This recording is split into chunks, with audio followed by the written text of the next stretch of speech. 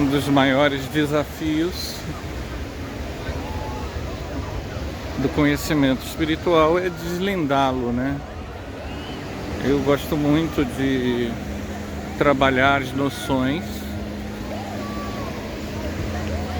em que as coisas podem se fechar como numa matemática. E uma das coisas que a gente já falou, e a gente está repetindo na verdade, mas eu acho que é sempre uma nova abordagem, é quando você une a lei de causa e efeito ao chamado karma, as causas e consequências, e a noção de bem e mal e perispírito. A noção de bem e mal e perispírito. Causa e efeito, bem e mal, né? Causa e efeito karma e perispírito. Vou começar falando sobre perispírito. O que é perispírito? Perispírito, ou psicossoma, ou corpo astral. É um corpo espiritual mais sutil que nós possuímos. Nós possuímos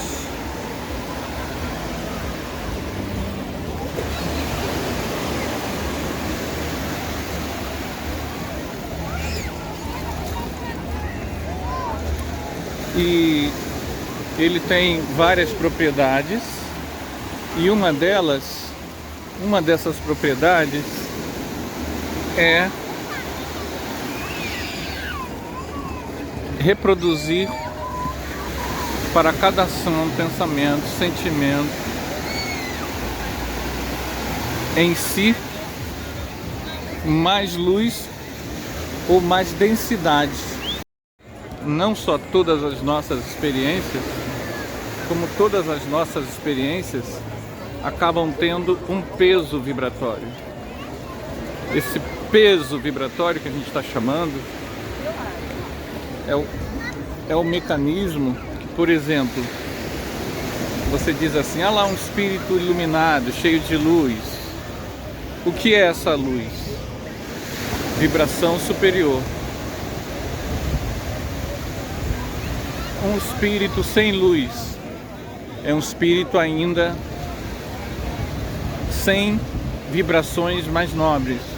Um espírito denso, trevoso, é um espírito que é uma pessoa, né? Um espírito é uma pessoa que está vibrando coisas densas e pesadas. Em geral, os extremos são mais raros. Nós pertencemos à imensa classe média de pessoas que estão... Nós somos campeões da evolução dos sentimentos e nem somos trevosos. Somos a grande massa de mais ou menos, que na classificação kardeciana, Kardec colocou como espírito de terceira ordem, somos grande maioria, que são pessoas que ainda sofrem influência da matéria. Por isso Kardec colocou esse termo, terceira ordem.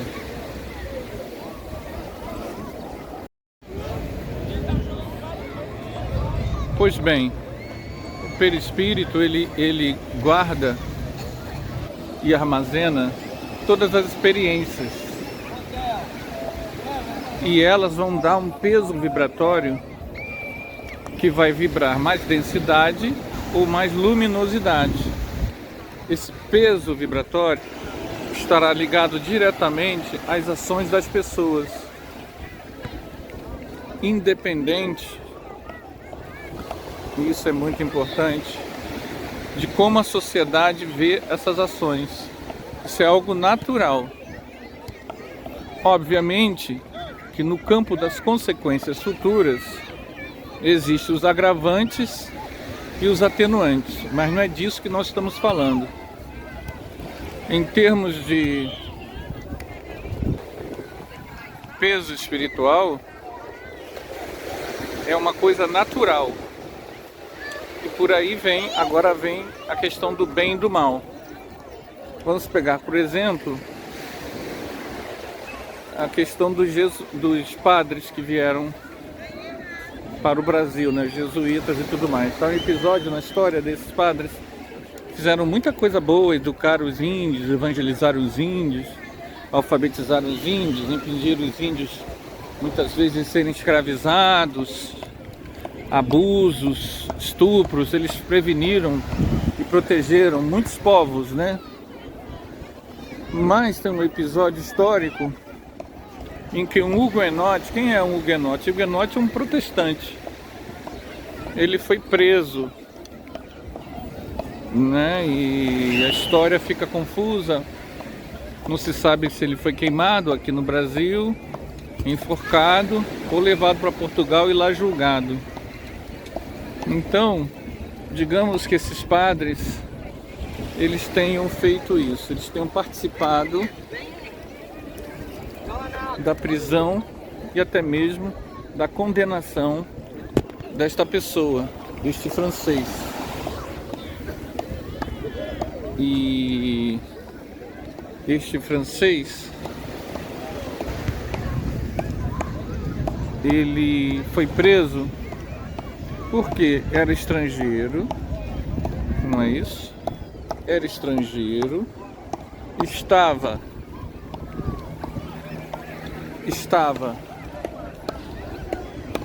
em terras portuguesas e ainda por cima era protestante, era huguenote. Lembre-se do massacre de São Bartolomeu.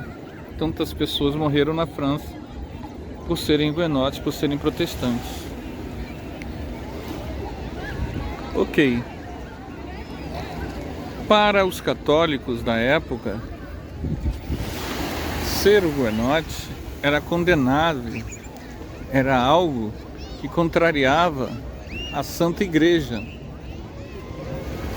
Então, as pessoas entendiam que eles eram inimigos pérfidos, que eles estavam contra Deus. E aí vem a noção de bem e de mal. Para essas pessoas, excluir o huguenote, tirar do huguenote espaço e liberdade e mesmo a vida, era o bem. Mas ao fazerem isso, as justificativas que nós usamos para fazer aos outros algo que nós não gostaríamos que fizessem a minha mãe, a nossa mãe, a nossos filhos, a nossos amigos queridos ou a nós mesmos, podem ser as mais variadas, não é? Mas sempre que a religião, uma ideologia política, o que for, dizer não, esta pessoa pode ser punida porque o que ela acredita é o mal. Então, nós, durante toda a história cristã ocidental, ouvimos isso. Nós ouvimos a noção de que, associando crenças a bem e mal, isso está muito intrínseco. Muito das teologias se baseiam nisso.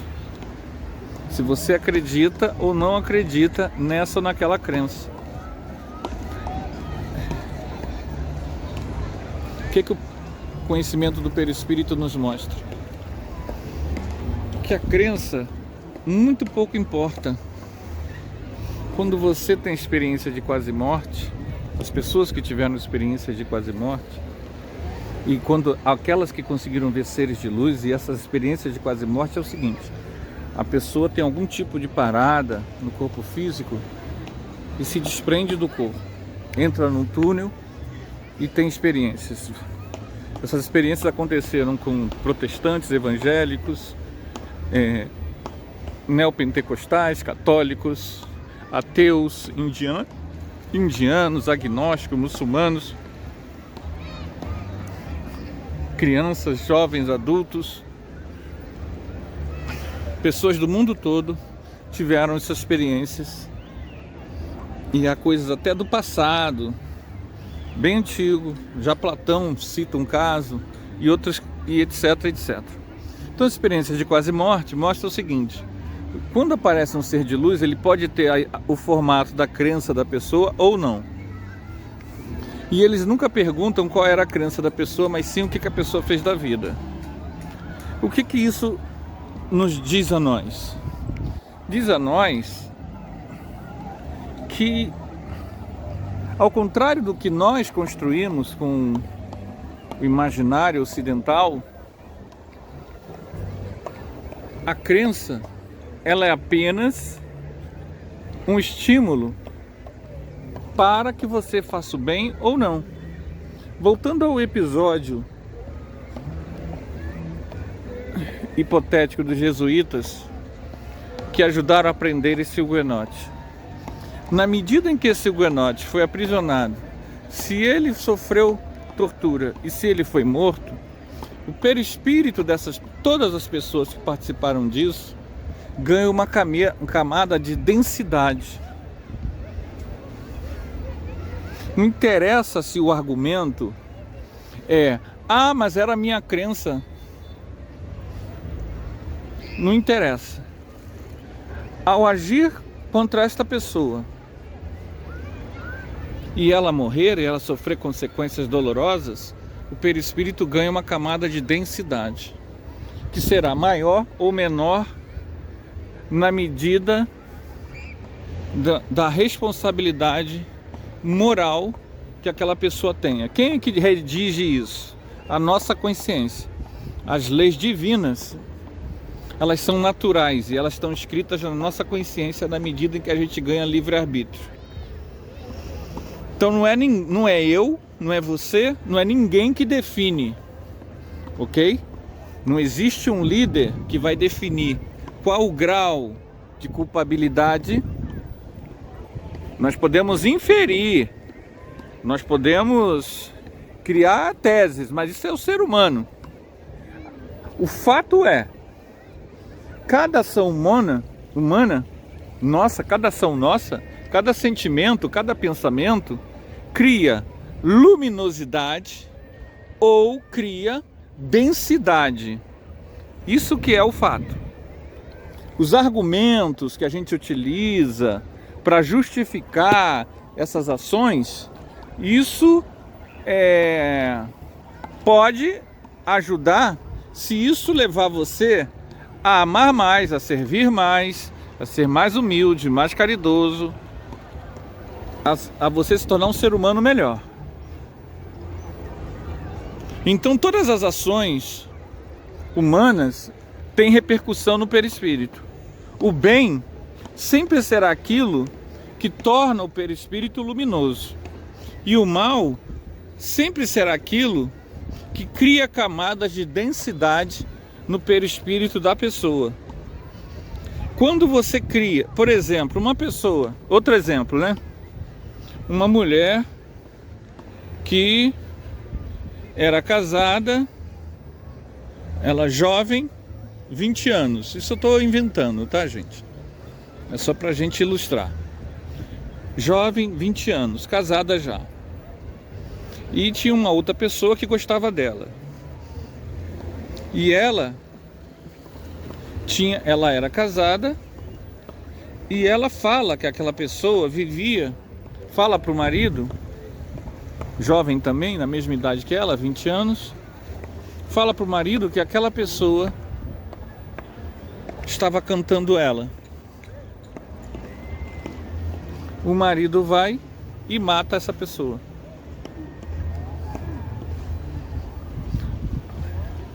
Todas as argumentações que possam ter as pessoas para justificar o assassinato do outro, para essa lei cósmica, não importa muito. O fato é, ninguém pode tirar a vida de ninguém. Ao fazer isso, o assassino ganha uma camada de densidade no perispírito. Essa camada de densidade torna ele vulnerável, ele se torna mais denso e ele fica mais vulnerável a todos os obsessores, inclusive o próprio assassinado, sobretudo o próprio assassinado. Ele fica mais vulnerável a assédios. Ele fica mais vulnerável, inclusive, a que obsessores influenciem outras pessoas a assassiná-lo. Ele fica mais vulnerável a ser assassinado nesta vida e mais vulnerável a obsessões graves que podem levar, inclusive, a processos de loucura nesta vida. E a pessoa envolvida, no caso, a mulher, também vai ganhar uma camada de densidade no perispírito, criando um estigma assediante. Que estigma assediante? Quanto menos culpa ela tiver no cartório sobre o processo, mas como ela de alguma forma influenciou, ela ganha um estigma assediante, que vai ser um fator que vai estimular isolamento, desemprego, dificuldade. Essa camada de vibração densa no perispírito dificulta a percepção. Vamos explicar. Quanto mais o teu perispírito fica denso, mais dificulta o teu enxergar espiritual da vida. Nós não temos como estabelecer o quanto para cada pessoa. Nós não temos essa necessidade, nós não somos juízes. Nós estamos relatando algo que acontece, nós não sabemos qual a intensidade disso. No caso que a gente inventou aqui, esta mulher ela vai ter relacionamentos complicados, né? Digamos que foi o caso que a gente citou aqui, né? Que a gente está criando pela imaginação. Não é nada assim, nenhum caso, não é baseado em nada, só na imaginação. Ela vai ser viúva. Ela vai ter, com esse estigma pesando, sem que ela mesmo saiba, ela vai ter dificuldades em futuros relacionamentos.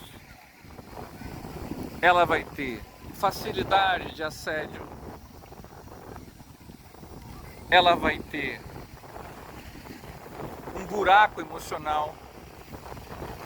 Ela pode ter uma maior dificuldade financeira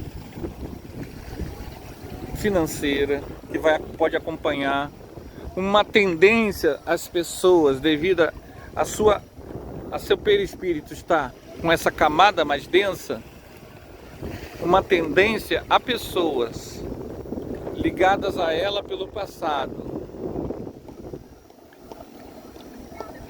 entrarem em sintonia negativamente com ela e vice-versa, e ela também antipatizar mais essas pessoas, porque ela está vibrando na mesma camada densa de outras vidas. Então haverá uma tendência natural a ela antipatizar e ela ser antipatizada, de ela gerar antipatia com suas palavras e ações, e ela gerar em torno de si malquerências, sobretudo como o tema envolvido está relacionado a relacionamento, em questões ligadas a relacionamento. Pois bem, nesse exemplo dado, como a pessoa sai disso? Ela está encarnada, ela não foi responsável direta, mas ela criou inadvertidamente um estigma. Obviamente que o vínculo dela com a pessoa que fez o assassinato, quanto mais intenso for, maior é o nível de corresponsabilidade.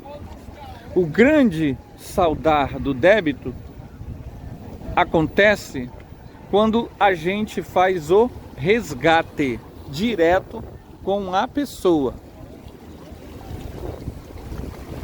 No caso, numa próxima vida, uma das formas, tá, gente, que o casal vai ter para resgatar esse processo é normalmente como pai e mãe dessa pessoa, ou um dos dois seria algum tipo de benfeitor, um médico desta pessoa, uma pessoa que trabalha num ONG que ajuda a comunidade em que essa pessoa esteja, até mesmo na ação da política que ajude essa pessoa, como pai, irmão, tio, avô, filho desta pessoa.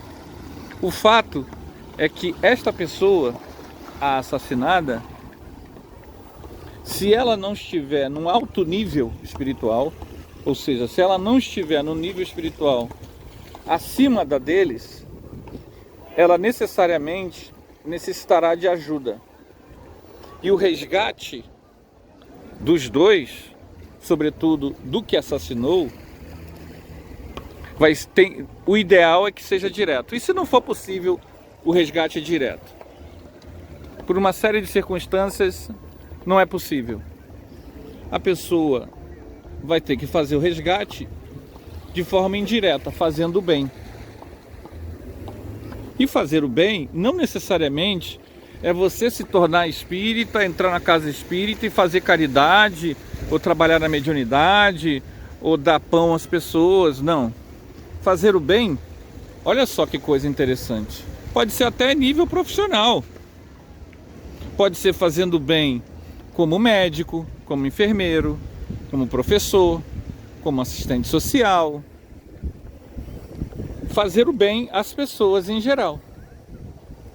O ideal são profissões assistenciais. As profissões assistenciais, elas conseguem ajudar as pessoas a fazerem resgate. Outras profissões, é possível isso também? Sim, gente, sempre é possível, só que tem profissões em que isso é mais difícil. Gerente de banco é um pouco mais difícil. Mas é possível? Claro que é, mas é um pouco mais difícil. Então percebam bem, o bem e o mal vão ser elementos que vão somar ou diminuir o peso espiritual do perispírito da pessoa. Ok? O bem e o mal. Quando o mal é baseado em assassinato, há uma densificação no perispírito dos envolvidos. E se for mais de um, há uma densificação no perispírito dos envolvidos. E se for, entendeu? E se for massacres, há uma densificação cada vez mais profunda. Quanto mais você comete erros,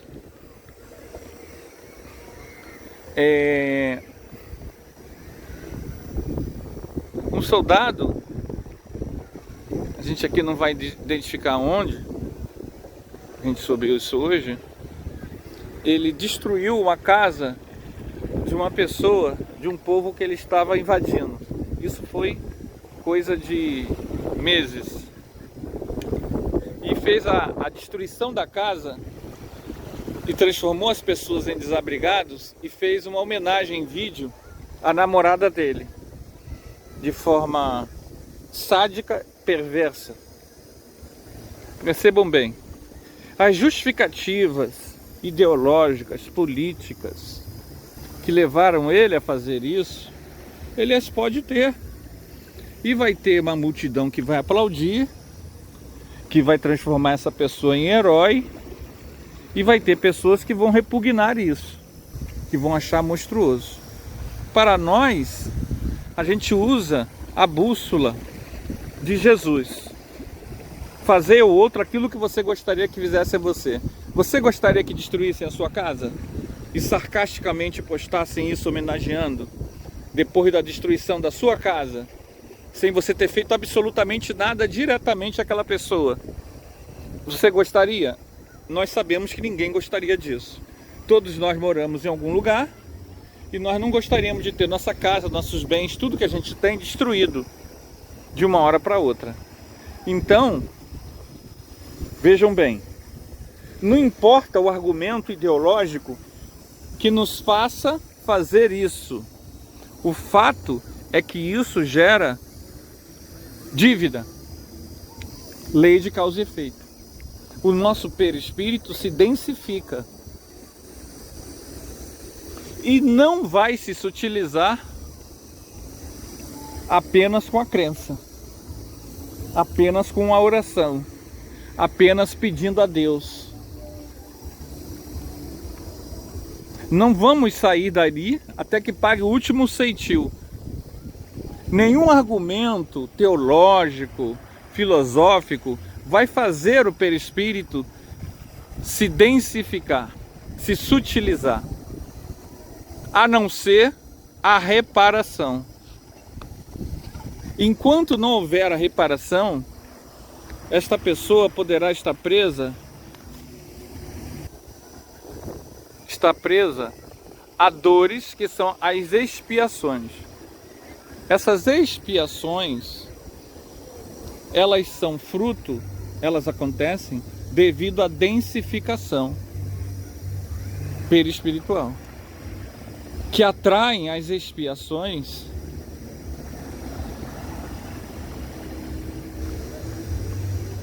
que são formatadas já no mundo espiritual, quando a pessoa desencarna, e depois que ela reencarna. E aí vão acontecer no perispírito dela essas úlceras psíquicas, esses quistos vão estar no perispírito dela e vão de alguma forma degradar o perispírito, que vai levar isso para o corpo físico. O mal moral deforma o perispírito e o perispírito vai levar essa deformação moral para o corpo físico, com alguma dificuldade, alguma limitação, alguma comorbidade. E, além disso, o perispírito vai ser como um imã que vai atrair para si circunstâncias ligadas àquele problema. Circunstâncias mentomagnéticas, que podem ser as mais variadas, mas que vai ter uma correspondência direta ao ato mal feito. Podem ser coisas pequenas e podem ser coisas exatamente idênticas. Podem ser coisas não idênticas, pode ser inclusive abreviamento de vida. O estigma assediante do mal feito vai dificultar a existência da pessoa por um período de vida muito longo. Pode acontecer isso, tá? A espiritualidade superior pode interferir ou não em cada caso, fazendo cirurgias no perispírito das pessoas antes delas nascerem ou durante a vida. Mas isso, vejam bem, é exceção, não é a regra. O que nós podemos dizer é que fazer o bem, o ato de caridade, a gratidão recebida, pode estimular a que espíritos nobres se interessem especificamente pelo caso e estimulem as cirurgias perispirituais que atenuam esse estigma, esses quistos perispirituais, que atraem dificuldade, atraem renascimentos dolorosos, atraem limitações, atraem dores, atraem doenças, atraem situações péssimas. E o que é pior, a expiação não significa, você ter expiado isso numa vida, não significa fim do problema. Por que não? Por que não? Porque é íntimo. A pessoa mudou. É como se você tivesse engolido o ímã. Você continua atraindo. Se você não mudar por dentro, tudo aquilo que permitiu você ter feito aquelas ações, se você não mudar a sua visão de mundo para uma visão mais inclusiva, o estigma não desaparece. E o que é pior, como a gente vê no dia a dia, existe a possibilidade real de quê? Da pessoa em vida repetir o mesmo padrão de comportamento, já que ela não mudou por dentro. E aí a gente vai entrar numa outra questão, que são as influências que nós recebemos na vida. Há pessoas que irão nos influenciar para o bem. E há pessoas que vão estimular o que há de pior na gente. Como nós ainda não quando a pessoa não resolveu o cerne da questão, então vamos usar o exemplo do soldado que destruiu a casa da pessoa. Se ele não mudar também a forma de ponto de vista, numa próxima vida, ele pode nascer num país que justifique o ato mal para A, B ou C. E ele, além de nem começar a reparação, que é na reparação, direta ou indireta, como nós falamos, que a pessoa fica livre do pecado cometido, livre do erro, livre da vibração assediante horrorosa, ela ainda agrava isso com mais ações equivocadas. Então, por exemplo, pessoas que foram nazistas e que reencarnaram hoje, se elas não trabalharam esses valores, elas vão ter afinidade com ideias parecidas, que vão estimular o extermínio do outro. E ela ainda vai bradar isso com orgulho. Pessoas que foram escravocratas, se ela não trabalhar isso muito bem dentro de si, ela pode tratar os empregados da mesma forma, ainda que remunerando. Ou pode ter um olhar sempre espoliador sobre o outro. Porque o escravocrata, o escravizador, ele é um egoísta quanto mais. Ele se acostumou a usar a mão de obra alheia para se enriquecer. Se ele não trabalhou essas questões internas dentro de si, ele pode se tornar ainda uma pessoa avara, um patrão que ganha milhões, mas que paga e vai lutar cada vez mais para ganhar e pagar o mínimo possível e dar direitos o mínimo possível. Em termos perispirituais, como a gente está falando, isso agrava tudo. Isso agrava tudo. Gente, esse é mais um papo, né? Para a gente poder refletir sobre isso. Nós já falamos sobre isso outras vezes. Vamos falar disso de novo. Mas a gente fica por aqui. Espero que esse vídeo nos ajude a refletir mais um pouco, tá bom? Paz e bem a todos. Que a paz profunda esse ano de 2025 possa tomar conta de nós.